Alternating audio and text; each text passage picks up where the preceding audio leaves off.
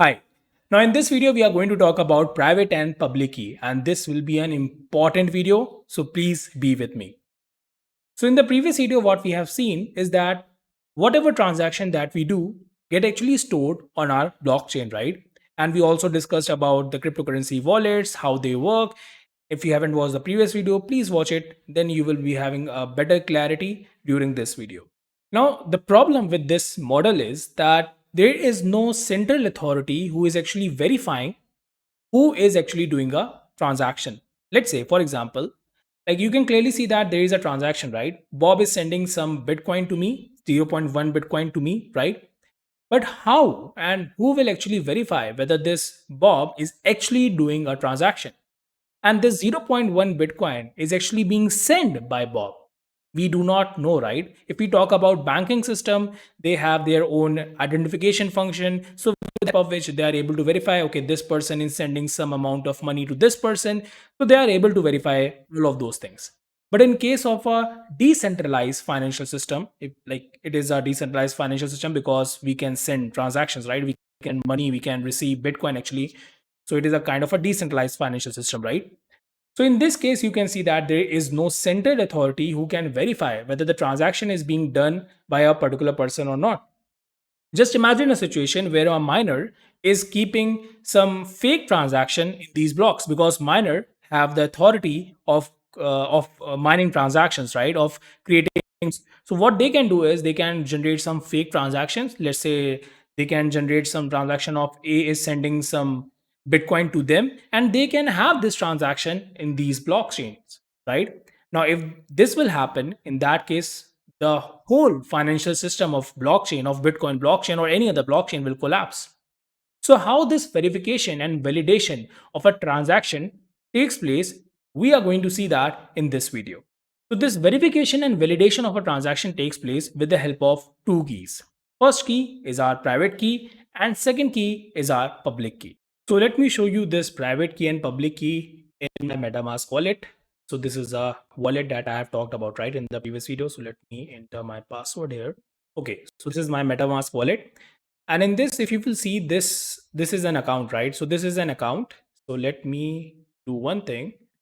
Let me go for account details.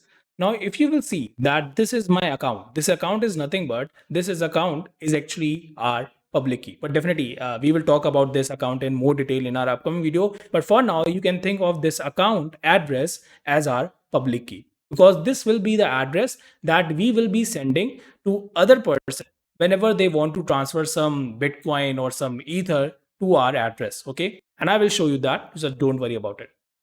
So another thing, if you will see, let me show you the private key of this account. Account details, I think export private key, yes. So let me type my MetaMask password. Now remember one thing, guys, that this private key is something that you should never disclose to anyone, because I'm using fake Ether here. Definitely, if I will be having some real Ether, I will not be showing you this private key, because this is something very confidential that you should never share with anyone. And that's what MetaMask wallet is also saying, that never disclose this key. Anyone with your private keys can steal any asset held in your account, because this private key will actually act as a signature. Okay, I will talk about this in great detail. Just don't worry. Just see this, that this is your private key.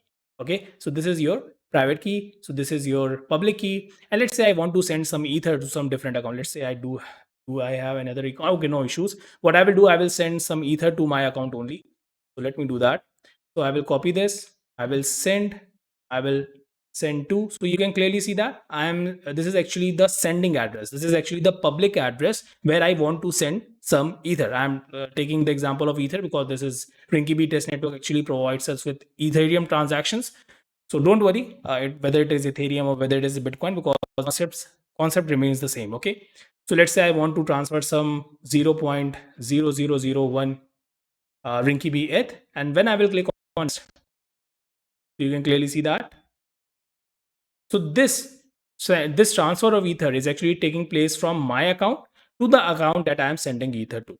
So when I'm sending this Ether, I will be signing this transaction with my private key, stating that this transaction is actually done by me. Okay. And to whom I am sending this transaction is the person. I'm having the public key, or you can think of it as address or public address of that person where I'm sending this ether to. So when I will click on confirm, so this transaction will take place and some amount of ether will be transferred from my account to some other person account. Okay. Now the question arises, as I said, who will verify this? Whether the transaction that I have done right now in front of you, whether that transaction is actually done by me or by some other person. So let us see that. So for that, we have something which is called as verification function. Let me show you that. So this is our message. Message means this is our data, or you can think of it as transaction also. This is our private key. I have shown you this, right? Now, with the help of this private key only, our public key is actually generated. Okay. So this private key is something that you keep with you only. You never share this private key with anyone in the world, and this public key is something that you share with anyone from whom you want to receive some amount of cryptocurrency. So you can think of private key as your email address password and public key as your email address. So you can share this public key with anyone, but you cannot share this private key with anyone. Okay. Now, since this is our message and we want to make sure that this message is actually signed by us, so what we will do is, with the help of this private key, we will sign this transaction. Now, when we will sign this transaction, what we will have is a signature. Now, in order to verify whether this message or this transaction is being signed by me or not, what we will be having is a verification function. Now we will pass as an input to this verification function this message, the transaction that we have done, this signature, okay, the signed message that we have done, and the third thing is our public key. When we will pass these three things to this verification function, this verification function will either give in the output in either in yes or no. If the output is yes, then we will say, okay, this message is actually being done by this public key only, means this transaction is actually done by me or the person who is actually doing this transaction only. And if this verification function says no, then we will say that, okay, the person who is doing this transaction is not the right person, and then we will this verification function will give an output no, with the help of which we will be able to verify whether this message is a correct message or a corrupted message. Okay, so this is a very simple process. We will talk about this in much more detail in our upcoming videos. This is just to show you an overview of how private key and public key is actually used in cryptocurrency transactions.